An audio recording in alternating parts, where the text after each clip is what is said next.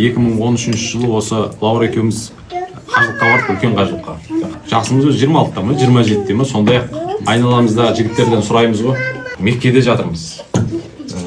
Өзіміз енді намаз бастап, енді сол құлқы шұқайыруды енді үйреніп жүрген кездер ғой, былайша айтқанда. Сол кезде айтамын да енді, қалай келіп қалдым мен бұл жерге? Бір лайықты адамдар келу керек бұл жерге деген сияқты бір ішкі ойлар болады ғой.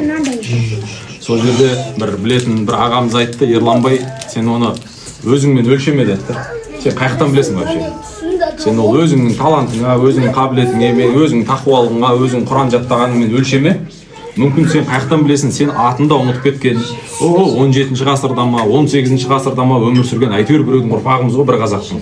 Сол бір жаугершілік заманда жүріп екен. Немесе бір өзің танитын бір жаңағы Әбдіғаппар ма, Әбдіғаппардың әкесі Тәжен ба, Сыбанбай ма, әйтеуір біреуі бір намазында тұрып, шіркін біз жете алмадық, бірақ бір ұрпағымыз шіркін-ай бір сол қажылыққа барар ма еді. Бір жеті ұрпағымыздың ішінен біреу келіп Қағбада жаңағы қара тастың қасында, жәннаттан түскен қара тастың басында бізге әулетімізге дұға қылар ма еді деп жалынып маңдайын сәждеге қойып, мүмкін бір аталарыңның біреуі сұраған шығар дейді да ма. Құдайдың планы сенің 70-80 жылыңмен ол өлшенбейді.